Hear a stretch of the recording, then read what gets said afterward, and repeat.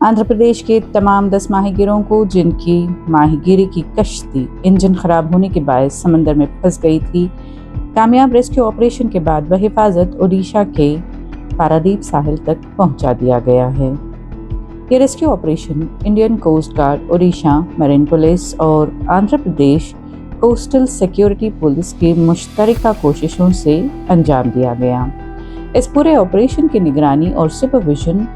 گوپیناتھ Jatti, inspector general of police Visakhapatnam range اور full additional charge inspector general coastal security police نے کی۔ کامیاب rescue کے بعد گوپیناتھ جٹی نے آپریشن میں شامل تمام ٹیمز کی کارکردگی کو سراہا اور خاص طور پر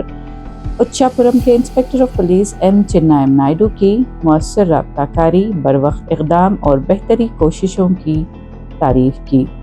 جن کی بدولت تمام 10 ماہی گیروں کو بحفاظت بچا لیا گیا۔